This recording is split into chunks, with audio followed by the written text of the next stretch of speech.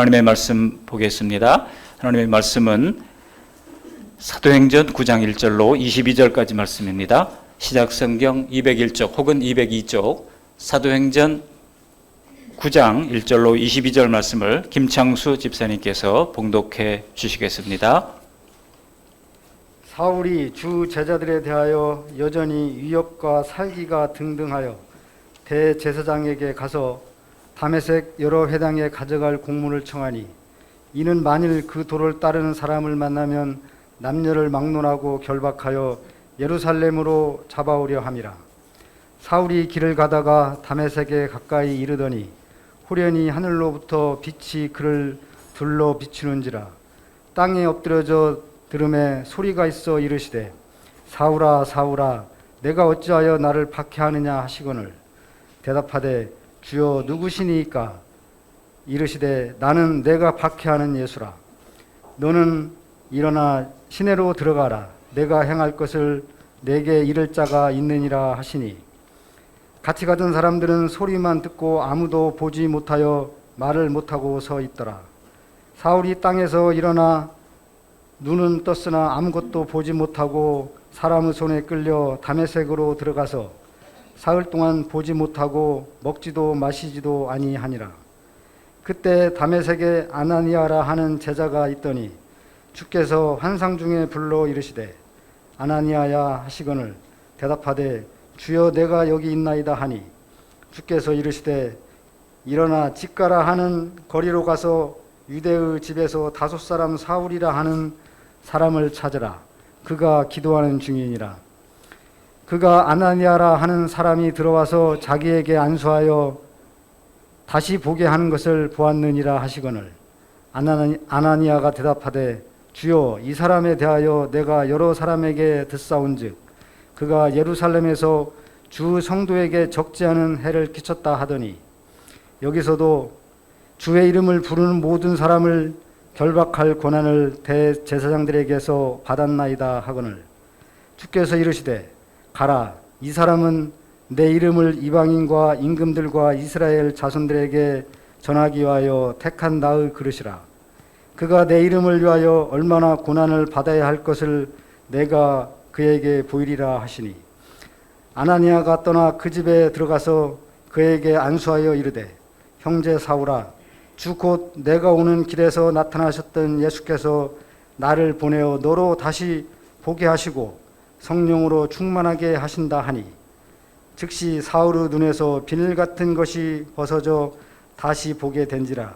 일어나 세례를 받고 음식을 먹음에 강건하여 지니라. 사울이 다메섹에 있는 제자들과 함께 며칠 있을새 즉시로 각 회당에서 예수가 하나님의 아들이심을 전파하니 듣는 사람이 다 놀라 말하되 이 사람이 예루살렘에서 이 이름을 부르는 사람을 멸하려던 자가 아니냐. 여기 온 것도 그들을 결박하여 대제사장들에게 끌어가고자 함이 아니냐 하더라. 사울은 힘을 더 얻어 예수를 그리스도라 증언하여 다메섹에 사는 유대인들을 당혹하게 하니라. 아멘. 오늘 주시는 말씀은 바울의 회심 이렇게 제목이 되어 있습니다. 오늘 본문에는 바울이라는 이름이 한 번도 안 나오죠. 사울이 바울 됐던 겁니다. 사울의 이름의 뜻은 아시는 대로 큰 자라고 하는 뜻을 가지고 있는데 예수님을 만나고 보니 내가 얼마나 연약하고 부족한 사람인가를 깨닫고 작은 자라고 하는 뜻의 바울이라고 이름을 바꾸었습니다. 오늘 우리도 예수님을 인격적으로 만나서 우리의 죄성을 깨닫고 하나님의 은혜 앞에 엎드러지며 사울이 바울 되는 놀라운 은혜가 있기를 바라겠습니다. 우리 옆 사람과 한번 인사하시겠습니다. 반갑습니다. 환영합니다. 잘 오셨습니다. 인사하시겠습니다. 반갑습니다. 환영합니다. 잘 오셨습니다. 우리 바울의 회심 사건이 오늘 본문에 등장하고 있는데요. 저도 신앙의 체험이 없는 건 아닙니다. 여러 가지 재미있는 체험도 있고 합니다만 그렇다고 그것이 극적이지는 않습니다. 그러나 극적으로 예수님 만난 사람들을 간증하는 것을 우리가 들으면서 야, 참 저 사람은 대단하다. 또 왠지 나는 그런 경험이 없는데 주눅이 들기도 하고 또 부러운 마음이 들기도 할 것입니다. 그러나 그것이 극적이든지 아니면 서서히 이루어지든지 중요한 것은 우리가 예수님을 믿고 우리의 삶이 인생관이 완전히 바뀐다는 것입니다. 구원파가 늘 질문하는 것처럼 당신 언제 예수 믿었어? 잘 모르겠는데요. 그러면 어떻게 생일을 새롭게 거듭난 생일을 모를 수가 있느냐라고 하면서 우리를 흔들잖아요. 그러나 여러분, 구원이라고 하는 것이 어떤 사람에게는 분명한 경험 가운데서 오는 경우도 있지만 어떤 사람들에게는 그런 경험 없어도 언제부터인가 믿어지게 되는 겁니다. 오늘 본문의 사울만큼 사실은 극적인 체험을 한 사람들은 그렇게 많지 않을 것입니다. 회심은 그 과정이 어떻게 됐든지 하나님께로 눈을 떠서 과거의 삶에서 돌아선 것을 가리킵니다. 오늘 교회의 박해 가운데 주신 이 사울의 회심을 통하여 하나님 예비한 은혜에 넘치게 주시기를 바랍니다. 오늘 세 가지 대주로 말씀을 나눌 건데요. 회심의 배경은 바로 교회에 대한 박해에 있었습니다. 여러분, 교회의 박해와 환난을 당할 때 우리가 걱정하고 염려하지 말아야 할 것은 하나님이 무슨 다 계획이 있다는 것입니다. 그래서 한 사람을 변화시키기 위하여 이 박해의 과정을 사용하신 것이죠. 그리고 회심의 핵심은 예수님과의 만남입니다. 그리고 그 결과는 공동체를 통해서 사명을 받는 것입니다. 이 같은 내용으로 함께 은혜를 나누고자 합니다. 첫 번째로 회심의 배경입니다. 스데반의 순교를 시작으로 예루살렘 교회는 큰 박해를 받게 됐습니다. 지난주에 보신 대로 스데반이 산헤드린 공회에 의해서 예수님을 증언하다가 돌에 맞아 순교했습니다. 이것은 이제 예수님을 메시아로 믿으면 저렇게 된다라고 하는 핍박의 신호탄이 됐습니다. 그래서 스데반의 순교 이후 공회가 본격적으로 기독교를 박해하기 시작했습니다. 성도들을 잡아들였습니다. 그래서 앞에 8장 1절에 보시면 사울은 그가 죽임당함을 마땅히 여기더라. 그날에 예루살렘에 있는 교회에 큰 박해가 있어 서도 외에는 다 유대와 사마리아와 모든 땅으로 흩어지느라 그랬어요. 마땅히 흩어져야 되겠지만 흩어지지 않으니까 하나님은 이 박해라고 하는 수단을 통해서 성도들을 흩어지게 했던 것입니다. 여기서 놀라운 것은 사도행전을 누가 기록했죠? 사도행전을 기록한 사람은 누가입니다. 이 누가는 의원이고 또 역사가이기도 했죠. 누가가 이 박해를 결코 교회의 비극으로 보지는 않았다는 거예요. 이 박해 때문에 오히려 교회가 새로운 기회가 왔기 때문에 이것은 비극이 아닌 것입니다. 누가는 이것이 예수님이 하신 말씀의 성취라고 봤습니다. 그래서 주님의 말씀을 그대로 가감없이 기록을 하고 있는 겁니다. 사도행전 1장 8절에 보시면 오직 성령이 너에게 임하시면 너희가 권능을 받고 예루살렘과 온 유대와 사마리아와 땅끝까지 이르러 내 증인이 되리라 그랬습니다. 과연 그 말씀 그대로 박해를 통해서 교회가 퍼져나가기 시작했던 겁니다. 어디로? 예루살렘뿐만 아니라 온 유대와 사마리아로 그리고 땅끝까지 이르러 교회가 퍼져나가게 됐던 겁니다. 교회에서 성도들에게 일어나는 일은 해석이 중요합니다. 해석을 잘하지 않으면요 어떤 사건이든지 우리 마음속에 깊은 쓴뿌리가 남게 됩니다. 여러분, 쓴뿌리가 남게 되면 원망의 열매를 맺게 되는 것이고, 그래서 틈만 나면 자꾸 나쁜 덩쿨이 자라나가지고요 우리를 가리우는 것입니다. 그렇기 때문에 여러분, 우리가 어떤 어려움을 당하거나 예수 믿는 것 때문에 고난을 당할 때 어떻게 될까요? 해석을 잘해야 됩니다. 우리 옆 사람에게 한번 얘기하십시다. 해석을 잘합시다. 시작. 해석을 잘합시다. 꿈 많은 20대 여대생 나이에 자동차를 몰고 가다가 충돌을 해가지고 술 취한 사람하고 충돌을 해가지고 자동차에 화재가 일어나서 얼굴을 40번이나 수술을 했던 지선아 사랑해의 책을 쓴 작가 이지선 씨 아마 얘기를 많이 들었고 간증을 들었을 것입니다. 근데 그분이 최근에 보니까요 UCLA에서 공부를 하고 한동대 교수가 됐더라고요. 그래서 깜짝 놀랐어요. 야, 이분이 정말 대단하다. 그 위기를 겪고 지금도 계속 수술을 하고 있다고 그래요. 그래서 지금 보니까 굉장히 많이 좋아졌어요. 옛날보다는 굉장히 좋아졌습니다. 이분이 그 절망의 고통을 통과하면서 고백을 했던 내용이 있습니다. 뭐라고 그랬는고 하니, 내가 겪어보니까 인생은 동굴이 아니라 터널이더라, 그런 얘기를 했어요. 여러분, 동굴은 파고 들어가면 끝에서 꽉 막혀버리잖아요. 근데 터널은 어떻습니까? 칠흑같이 캄캄해도 나갈 구멍이 있다는 것입니다. 다 통과하게 마련되라는 것입니다. 다 지나간다는 것입니다. 우리도 그때 그 일은 없었더라면, 그런 박해가 없었더라면 어땠을까? 자꾸 그런 상상하기보다는 오히려 성도들에게 일어나는 모든 일은 다 하나님의 경륜 안에서 일어나는 일이니, 박해로 말미암아 성도들이 흩어진 것조차도 성령 충만했던 이 기록자 누가는요 예수님께서 계획하신 대로 이루어지고 있는 것으로 보았던 것입니다. 그리고 이 사건의 결과 이것이 사실임이 밝혀집니다. 어디에서 밝혀질까요? 9장 31절로 내려가면 이렇게 밝혀집니다. 우리 같이 한번 읽어보시겠습니다. 9장 31절. 그리하여 온 유대와 갈릴리와 사마리아의 교회가 평안하여 든든히 서가고 주를 경외함과 성령의 위로로 진행하여 수가 더 많아지니라. 박해로 말미암아 교회가 흩어졌는데 정말 1장 8절의 데칼코마니처럼 사람들이 사마리아로 또 갈릴리로 온 유대로 흩어져 가지고 교회가 생겨나고 평안하여 든든히 서가는 교회가 됐다는 것입니다. 그러므로 여러분, 우리가 지나왔던 안타까운 사건들, 실패와 아픔의 상황들, 이런 것이 내 불행의 원인이었다라고 하는 생각을 끊어버릴 필요가 있습니다. 자꾸 과거의 사건이나 실패의 쓴뿌리들만을 불러내서 묵상하지를 마시고 하나님의 거룩한 하나님의 말씀을 묵상하는 가운데 오히려 그로 말미암아 변화된 현재의 상황들을 기억하면서 앞으로 더 좋은 곳으로 하나님께서 채워주시려고 하는가 보다 하나님의 뜻으로 알고 성령의 위로를 받으시면서 앞으로 전진하는 우리 모두가 되시기를 바랍니다. 교회의 박해는요, 사울을 통해서 다메섹까지 이어지게 됩니다. 스데반과 논쟁을 일으켜서 박해의 출발점이 됐던 사울입니다. 근데 그 사울이 그렇게 하고도 스스로 그 분노가 수그러들 줄을 몰랐어요. 오늘 본문 1, 2절 말씀 보시면 이렇게 얘기하고 있잖아요. 우리 1, 2절 말씀 함께 읽어보십니다. 사울이 주의 제자들에 대하여 여전히 위협과 살기가 등등하여 대제사장에게 가서 다메섹 여러 회당에 가져갈 공문을 청하니 이는 만일 그 도를 따르는 사람을 만나면 남녀를 막론하고 결박하여 예루살렘으로 잡아오려 함이라.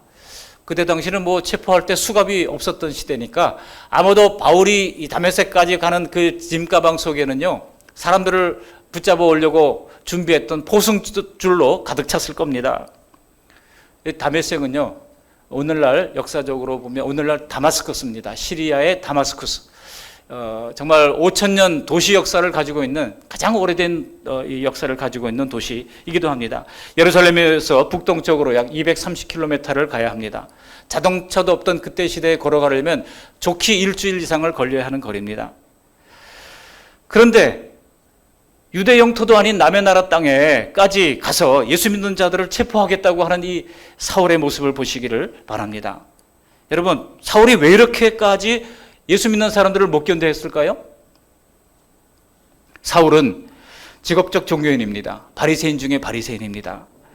그리고 전통적인 유대교 신봉자입니다. 여러분, 유대교가 뭐를 믿습니까? 오직 유일신 여호와 하나님을 믿는 종교입니다. 그러다 보니까 예수님을 하나님으로 믿는 이 기독교를 그들이 견디지를 못했던 겁니다. 우리도 유일신 삼위일체 하나님을 믿지만 구약 시대에는요, 삼위일체 하나님이 아직 분명하게 계시되지 않을 때입니다. 그런데 예수님을 하나님으로 믿는 사람들이 지금 파죽지세로 교세가 퍼져나가고 있는 것을 보면서 유일신만 알던 이 율법학자 사울의 눈에는 용납할 수가 없었던 겁니다. 오늘 본문을 기록한 누가와 바울의 만남은 사도 바울이 나중에 변화되어서 사울이 바울 되고 나중에 세계 선교 여행을 다니다가 이 누가를 만나게 됩니다. 그래서 좋은 동력자가 됩니다. 근데 누가가 이런 기록을 남길 때에 사울의 성격에 대해서, 성품에 대해서 뭐라고 남깁니까? 사울을 그야말로 하나님을 향하여 충성한 사람이라고 남기지를 않아요. 단지 사울을 이렇게 평가하는 겁니다. 1절 중에 뭐라고 그랬어요? 여전히 위협과 살기가 등등했다라고 기록을 남기는 거예요. 그때 사울의 이 모습이 정말 변화된 인품, 정말 경건한 사람이 아니라 정말 이렇게 위협과 살기가 등등한 사람이었다는 겁니다. 똑똑한 사람은 분명했지만은 그러나 율법을 신봉하면서 예수 믿는 자들을 공격하는데 그 눈에 살기가 돌았던 인물이라고 평가를 하는 겁니다. 여러분, 누가가 바울과 끝까지 동력했던 사람 아닙니까? 바울이 순교할 때까지 끝까지 그 옆에서 로마 감옥에까지 찾아가서 그를 돕고 주치의로서 역할을 했던 누가입니다. 그런데 그가 그렇게 존경했던 바울이라고 하면 바울에 대한 기록을 남길 때 적어도 이런 말은 좀 빼지 않았겠습니까? 위협과 살기가 등등했던 바울, 이런 표현들은 좀 기록을 남기기가 좀 그랬을 것 같아요. 근데 이 기록을 남긴 이유가 무엇입니까? 그가 가까이서 바울을 보니까 바울은 정말 열심히 있는 사람이고 똑똑한 사람은 분명했지만은 그의 인간적 모습이 정말 연약한 모습이 보였다는 것입니다. 그의 안에 폭력성이 있었고 혈기가 있었다는 것입니다. 바울 서신을 보면 바울이 얼마나 온유한 모습으로 등장합니까? 그가 개척했던 교회, 그가 만나서 세워졌던 교회를 향하여 그가 드리는 기도의 내용을 보면 야, 바울이 사랑이 많은 사람이구나, 대단한 분이구나, 이런 느낌을 가지게 되잖아요. 특별히 바울 서신의 후반부로 가면 갈수록 바울의 이런 진면목이 드러납니다. 근데 초반부에 기록했던 갈라디아서 같은 경우를 보면 바울의 혈기가 드러나요. 예. 다른 복음을 전하는 사람은 저주를 받을지어다, 이런 강력한 표현들이 막 등장합니다. 그러니 누가가 볼 때 바울은요, 아직도 성화되지 못한 사람에 불과했던 겁니다. 그러니까 위협과 살기가 등등했다고 기록을 하고 있는 것이죠. 이런 사울이 나중에 바울 되고 나서 복음을 전하면서도 자기 자신을 들여다보니까 스스로 이런 탄식이 터져나왔던 거예요. 로마서 7장 24절 말씀을 함께 읽어보시겠습니다. 로마서 7장 24절 시작. 오호라, 나는 곤고한 사람이로다. 이 사망의 몸에서 누가 나를 건져내랴. 스스로를 볼 때 내가 이방인을 위한 사도로 부름을 받았지만 스스로의 내면을 들여다보니까 내 꼬라지가 정말 곤고한 사람이고 사망의 몸에 불과하다고 하는 것을 그가 고백했다는 것입니다. 여러분, 신자들이 평생 싸워야 하는 대상이 누굽니까? 세상을 향해서 곤고하도록 싸우라고 성경은 말하지 않습니다. 우리 자신을 위하여, 우리 내면을 향하여 날마다 싸워나가는 것이 우리 신자들이 해야 할 일인 것입니다. 그럴 때 우리가 싸우려고 할 때 성령께서는요, 이길 수 있는 힘을 주시고 능력을 허락해 주시는 것입니다. 저도 점잖게 살다가도 이상하게 운전대만 잡으면은요, 담배꽁초 버리는 사람을 견디지를 못하겠어요. 가끔 문을 활짝 열고 담배꽁초를 탁 버리는데 불도 안 끄고 그냥 버리는 분들이 있어요. 그러면 제가 빵빵거리고 라이트도 켜고 막 쫓아가기도 하고 그래요. 그럼 저희 아내가 요즘 세상에 어떤 사람인데 잘못하다가 죽을 수도 있어, 그러면서 옆에 말리거든요. 요즘은 그래서 그걸 못하고 있습니다. 얼마나 답답한지 모르겠어요. 저렇게 담배꽁초를 버리다니 말이죠. 그러면서 제가 스스로 생각합니다. 이 아직도 죄성이 멀었구나, 이런 생각을 하게 됩니다. 여러분, 가족들이나 성도들 간에도 그런 모습을 만일 본다고 하면 저 사람이 원래 저런 사람이었어, 이렇게 생각하지 마시고 원래 죄인이었는데 참 부더니도 노력하는구나, 이렇게 생각하시면 됩니다. 원래 우리가 죄인이잖아요. 여러분, 우리가 예수 믿고 깨달은 가장 큰 깨달음이 있다면 내가 죄인인 것을 발견하는 거예요. 아닙니까? 이 옆 사람 얼굴 잘 보세요. 잠깐 보세요. 이분이 죄인입니까, 아닙니까? 죄인 맞으면 한번 고개를 끄덕끄덕거려 보세요. 죄인 맞죠? 우리가 죄인인 것을 아는 것은요, 가장 큰 발견 중에 하나인 것입니다. 사울은 교회를 핍박하는 것을 하나님을 향한 충성으로 알았지만은 기록자 누가는 알았어요. 그 부산하고 요란한 행동의 동기가 단지 그가 죄인인 죄성을 가지고 있는 사람에 불과했다고 하는 것을 지적하고 있는 것입니다. 그러나 교회가 박해를 당할 때 하나님은 바로 이 사울을 바울되게 하는 놀라운 변화의 역사를 일으키셨던 것입니다. 때로 교회가 어려움을 당할 때도 우리가 낙심하지 말아야 할 것은 하나님께서 어떤 섭리를 가지고 계시다고 하는 것입니다. 해석을 잘 하시기를 바랍니다. 두 번째로, 이 회심의 핵심은요, 바로 예수님을 만나는 거예요. 기독교인들을 체포하라고 하는 다메섹 도상에서 역사적인 바울의 회심이 일어납니다. 사울 일행이 다메섹에 가까워졌을 때 갑자기 하늘에서 그를 향해서 빛이 비춥니다. 요한계시록 1장 16절에 보시면 예수님이 얼굴이 환하게 비칠 때 이 사도 요한이 그 예수님의 얼굴을 차마 쳐다보지 못하고 무릎을 꿇고 엎드렸다고 기록을 하고 있습니다. 요한계시록 1장 16절에 있는 얘기죠. 오늘 사울 일행도 자연을 초월한 어떤 강렬한 빛에 압도되어서 저절로 바닥에 무릎을 꿇고 엎드리게 됩니다. 그때 예수님께서 사울을 부르십니다. 우리 오늘 본문 4절 5절 말씀을 함께 읽어보시겠습니다. 4절 5절. 땅에 엎드려져 들음에 소리가 있어 이르시되 사울아 사울아 내가 어찌하여 나를 박해하느냐 하시거늘 대답하되 주여 누구시니까 이르시되 나는 내가 박해하는 예수라. 스데반이 죽을 때도요, 예수님은 하늘을 열어서 자신을 보여주셨습니다. 그래서 예수님이 하늘 보좌 우편에 앉은 것을 보너라 하면서 돌에 맞아 순교를 했던 것 아니겠습니까? 근데 지금 사울에게도 하나님께서 직접 자신을 나타내 보여주십니다. 우리 하나님은 숨어 계실 생각이 없으십니다. 이런 하나님을 계시의 하나님이라고 불러요. 그래서 기독교는 계시 종교입니다. 하나님이 숨어 있는 분이 아니에요. 꼭꼭 숨어 있는 추구 종교와는 완전히 다릅니다. 정반대로 추구 종교의 가장 대표적인 종교가 불교입니다. 그래서 그 불교의 신을 찾아가기 위해서 사람들은 돌을 닦는 거예요. 한 달씩 뭐 돌을 닦기도 하고 그렇게 하는 겁니다. 그러나 기독교는 하나님이 항상 자신을 드러내 보여주십니다. 나 여기 있다. 나 여기 있다. 계속 마음을 두드리십니다. 내가 문을 두드린다. 마음을 열어라. 계속 우리에게 나타나시고 우리에게 보여주시고 우리에게 가르쳐 주시는 것입니다. 요한복음을 보시면 태초에 계셨던 말씀이 예수님이라고 선포하시잖아요. 태초에 말씀이 계시니라. 그 말씀이 육신이 되었다. 요한복음 1장에 보시면 이 말씀이신 하나님, 말씀이신 예수님을 그대로 상세하게 보여주고 있습니다. 우리 교회가 이름이 뭐예요? 그 말씀 양문교회잖아요. 그 말씀이 헬라어로 호로고스예요. 호라고 하는 것은 이제 1인칭 남성 정관사입니다.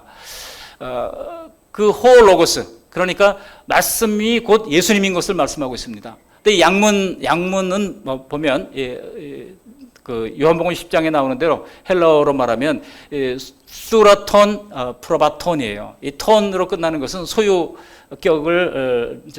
전미사입니다. 그러니까 정확히 말하면 양의 문이에요. 양문이 아니라 양의 문. 근데 양의 문은 누구를 가리키는 겁니까? 요한복음 10장에 보면 예수님을 가리키는 거예요. 그러니까 그 말씀 양문교회는요, 정확하게 해석을 하자면 어떤 교회예요? 예수 교회인 거예요. 예수 교회.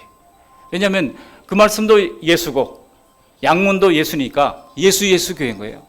오직 예수 교회인 것입니다. 우리는 계시를 하시는 우리 하나님의 은혜 가운데서 날마다 예수님을 드러내기를 기뻐하는 우리 모두가 되어야 할 것입니다. 우리 아들이 가끔 이제 영상 통화를 하기도 하고 또 이렇게 통화를 하기도 하는데요.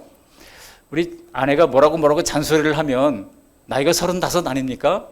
자꾸 잔소리를 하면 갑자기 애기 모드로 딱 톤을 바꾸면서 네 엄마 이러고 얘기를 해요. 그래서 저도 같이 듣는데 그냥 한쪽으로 흘려 듣는 것처럼 얘기하면서 네 엄마 그래요. 그래서 아주 순종을 잘하는 척하면서, 제가 또 뭐라 그러면 네 아빠 그래요. 근데 그게 얼마나 이게 귀에 이게 착착 감기는지 말이죠. 제가 이제는 하나님께 그렇게 하기로 했어요. 어느 날 다락층에서 이렇게 말씀을 준비하는데 어떤 생각이 딱 떠오르면 제가 네 주님 그렇게 얘기를 해요.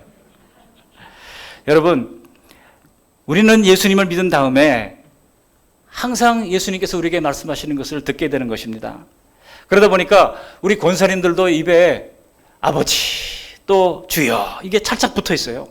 한시도 주님을 의지하지 않고서는 살 수 없었던 고단한 인생에서 얻은 그런 아름다운 습관이라고 저는 믿습니다. 그래서 성도들이 보면 넘어질 때도 옛날에 예수 믿기 전에는 엄마야 하던 분들이요, 이제는 예수 믿고 난 다음에 넘어질 때 어떻게 해요? 주여라고 얘기합니다. 주여. 우리나라 사람들은 그런 줄 알았더니 미국 사람들도 뭐라고 그럽니까? 넘어질 때 오마이갓 이래요. 그러니까 우리는요, 예수 믿은 다음에 변화되는 겁니다. 주여부터가 먼저 나오는 것입니다. 신앙은 주일에만 꺼내보는 종교가 아닙니다. 우리는 매 순간 하나님을 신앙하면서 살아가는 것입니다.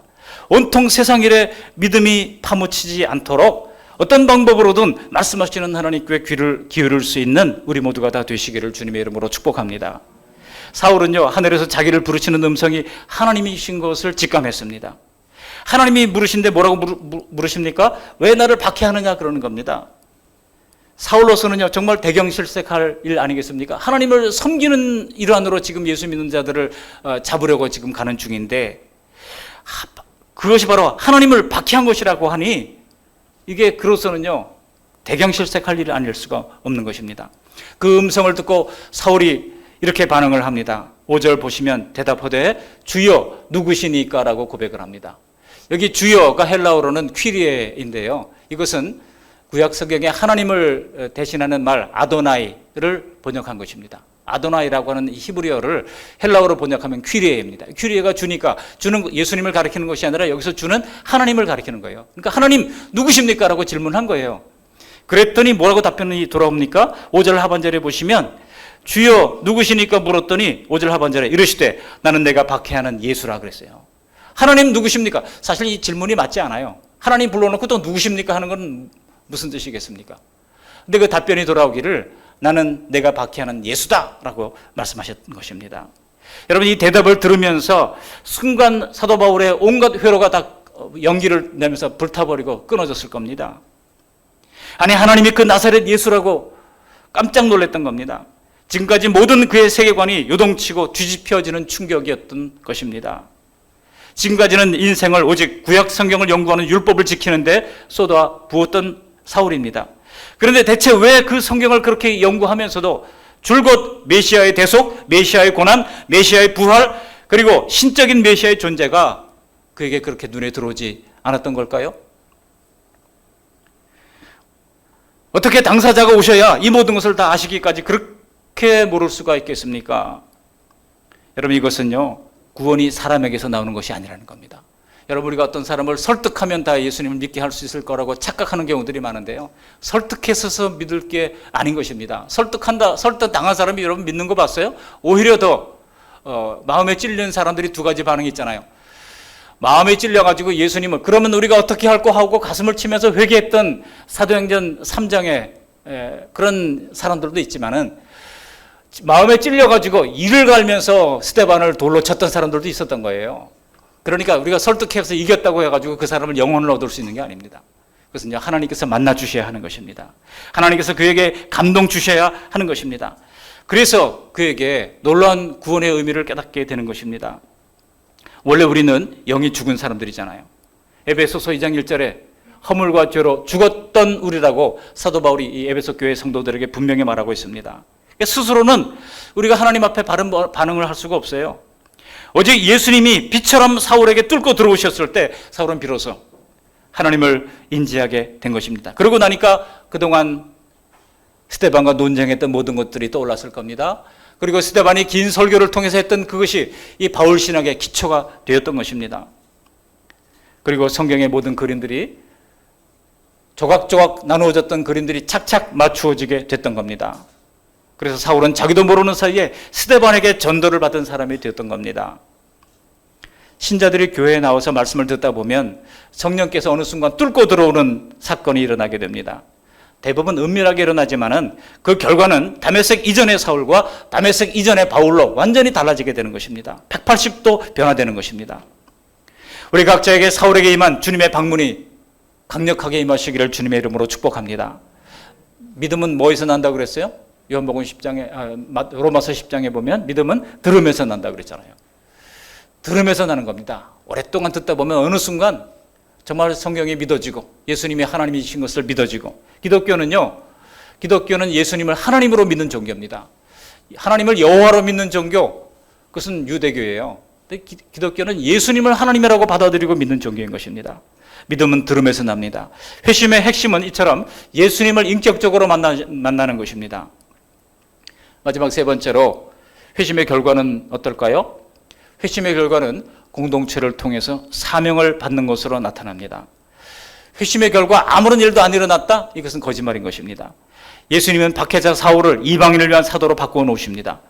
누구나 예수님을 믿고 나면 그의 인생이 거의 하나님의 계획에 따라서 재편성되는 것을 볼 수 있습니다. 겉으로는 삶이 그대로인 것 같아도 그 내용은 완전히 달라집니다.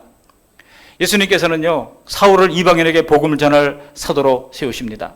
그래서 사울에게 여행에 유용한 로마의 시민권을 허락해 주신 것입니다. 그리고 최고의 율법 교육을 그가 가말리알 문화생으로서 받은 것입니다.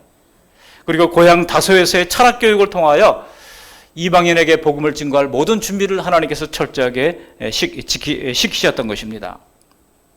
그렇습니다. 여러분, 우리가 하는 경험들이 다 다르잖아요. 그런데 우리의 모든 경험들도 주님께서는 그렇게 사용하시는 것입니다. 먼저 사울에게 다메섹 시내로 들어가서 기다리라고 말씀하시죠. 6절 말씀 함께 읽어보실까요? 6절, 너는 일어나 시내로 들어가라. 내가 행할 것을 내게 이를 자가 있느니라 하시니. 강렬한 하나님의 빛으로 말미암아 앞을 못 보게 된 사울입니다. 사람들의 손에 이끌려 다메섹 성으로 들어갑니다. 그리고 사흘 동안 아무것도 안 보이는 상태로 식음을 전폐하고 기도하게 됩니다. 여러분, 이 사흘은요, 바울에게 있어서 굉장히 중요한 시간이었을 겁니다. 아무것도 안 보여. 그러나 그 가운데 자기가 하나님 앞에 했던 모든 잘못된 것들을 떠올리면서 회개하는 시간을 가졌을 것입니다.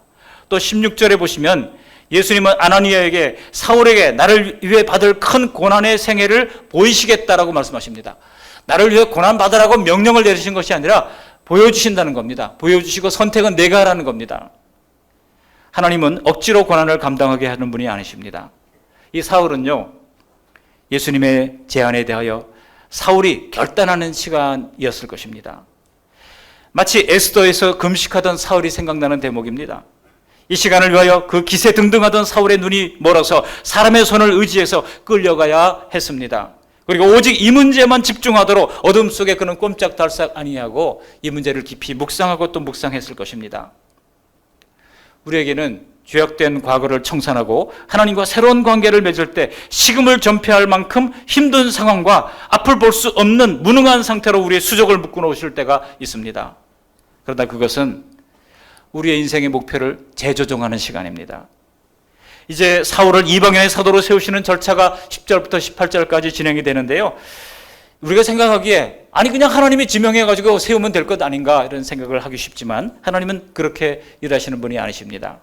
반드시 공동체를 통해서, 달리 말하면 교회를 통해서 하나님의 나라를 이루시는 원칙을 세우시고 전수하게 하시는 거예요. 우리 교회 임직자들을 세우는데 하나님께서 그냥 담임 목사가 당신 오늘부터 장로하시오, 당신 오늘부터 권사하시오, 그렇게 하면 훨씬 더 편할 것 같잖아요. 근데 하나님께서 그렇게 하지 않으십니다. 반드시 공동체를 통해서, 투표를 통해서 물으시고, 그리고 이제 상회를 통해서 그것을 받게 하시고 허락을 받으면 그 다음에 날짜를 정해서 이렇게 임직식을 거행하게 하시는 것입니다. 사울의 위임식을 위하여 다메섹 교회에 아나니아라고 하는 사람을 선택하십니다. 근데 아나니아를 뭐라고 얘기하고 있는가 하니 제자라고 이야기를 하고 있어요. 여러분, 우리가 제자 그러면 예수님이 12명의 제자만 자꾸 생각하기 쉬운데 성경에 보시면 예수님이 12제자를 선택하셨죠. 그리고 나중에 보면 70명의 제자를 둘씩 파송하셨다고 말씀하십니다. 또 마가의 다락방에 120명의 제자들이 모여서 기도하다가 성령을 받았다고 말씀하고 있습니다. 그런가 하면 고린도전서 15장에 보면 500여 명의 제자에게 예수님께서 일시에 나타나셨다고도 말씀합니다. 제자의 수가 막 늘어나고 있어요. 그죠? 12명에서 70명으로 120명으로 500명으로.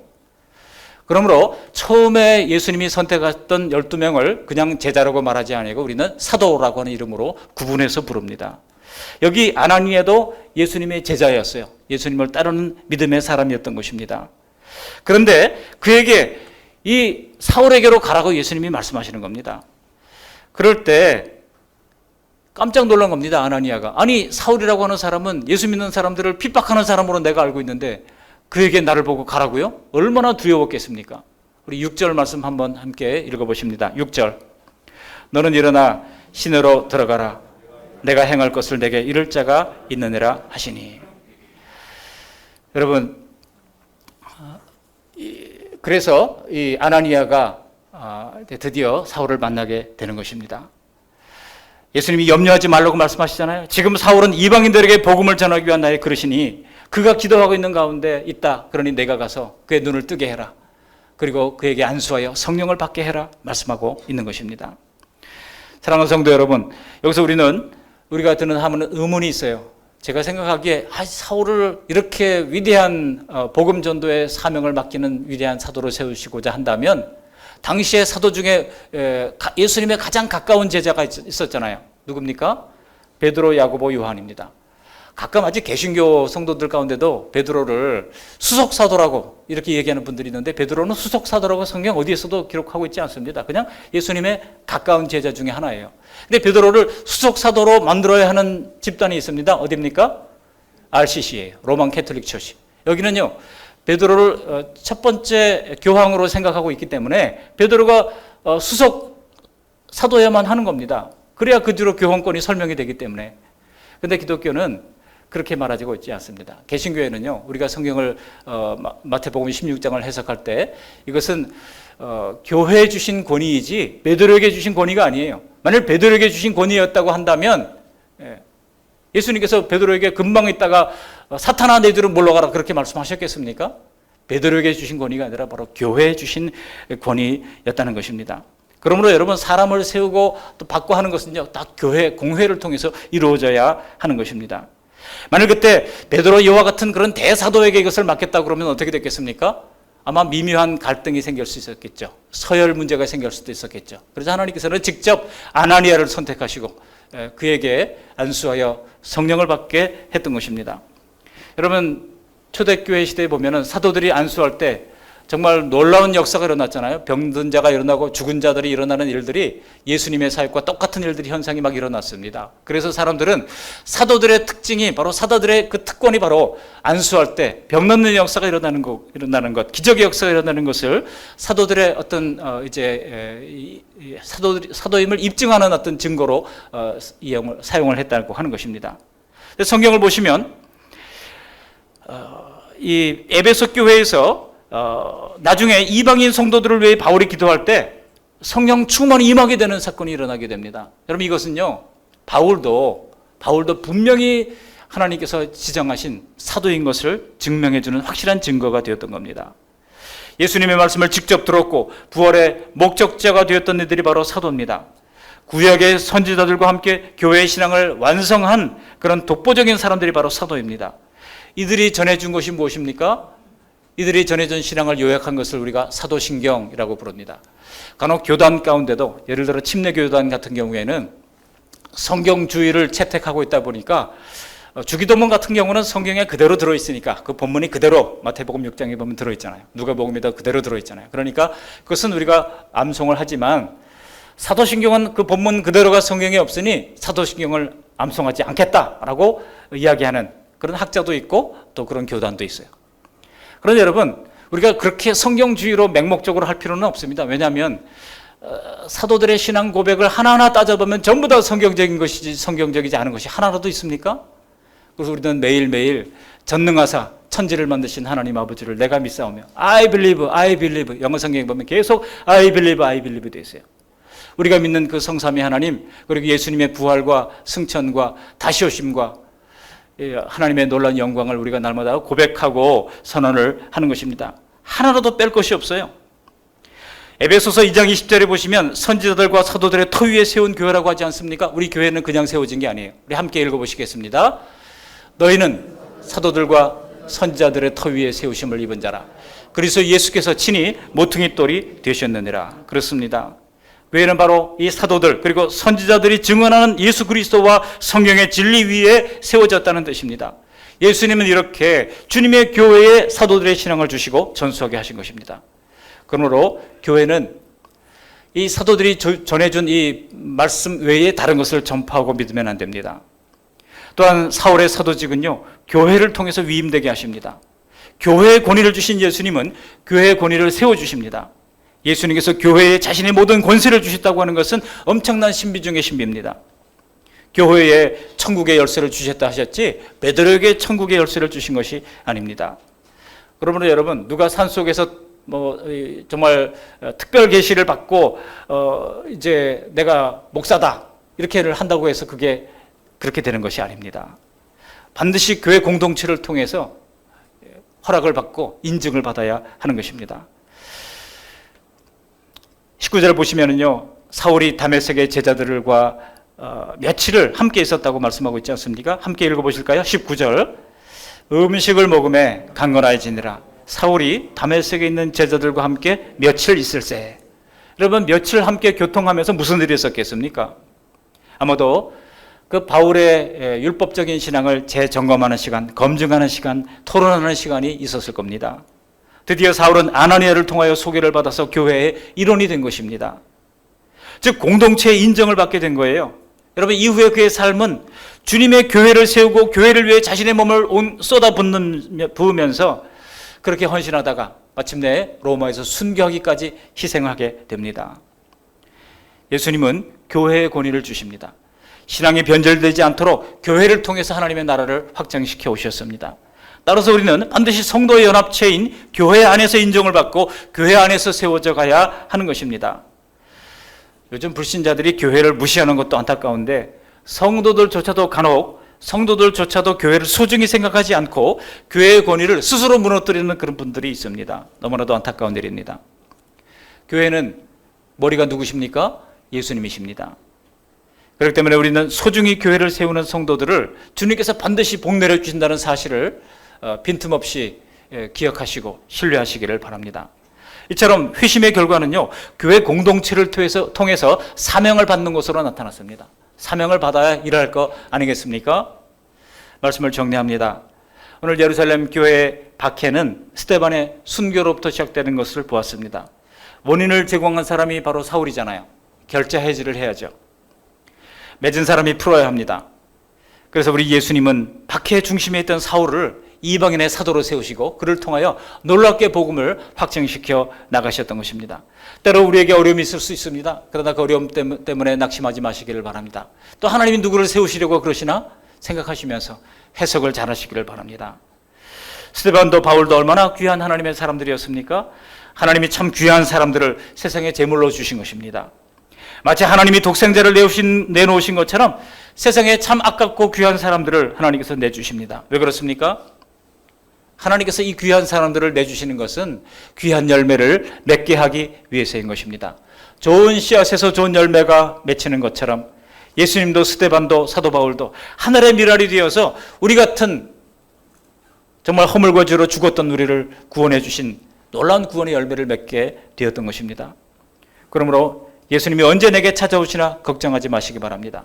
예수님의 말씀을 날마다 잘 받아들이면 반드시 예수님이 우리에게 찾아오실 것입니다. 그것이 별로 극적이지 않다 할지라도 날마다 하나님의 말씀을 듣는 가운데 믿음이 생기고 다 주님의 기록된 말씀이 믿어지고 날마다 계시된 예수님을 만나는 가운데 주님과 교통하는 우리 모두가 되셔서 천하보다 귀한 나 자신을 헌신하며 살아가는 복된 믿음의 성도들 다 되시기를 주님의 이름으로 간절히 축원합니다. 아멘. 고마우신 하나님 아버지, 오늘 사울의 회심을 보면서 우리에게 도전해 주신 것을 감사를 드립니다. 박해가 도리어 한 사람을 회심시키는 계기가 됨을 믿고 낙심하지 않게 도와주시고 또는 회심을 통하여 예수님을 인격적으로 만나서 우리의 삶이 변화되는 은총을 누리게 도와주시옵소서. 회심의 결과 교회를 통해 사명을 받고 하나님 나라를 위하여 헌신하는 보람되고 복된 인생 되도록 이끌어 주시옵소서. 우리 교회도 교회 공동체를 통하여 임직식을 거쳐서 사람을 세우게 하심을 감사합니다. 이제 더욱 하나님을 사랑하고 주님의 몸된 교회를 사랑하는 주님의 제자로 살아가는 가운데 주님 나라를 위한 하나의 미랄이 되어 열매 맺는 역사가 나타날 수 있도록 도와주시옵소서. 예수님 거룩하신 이름으로 감사하며 기도합니다. 아멘.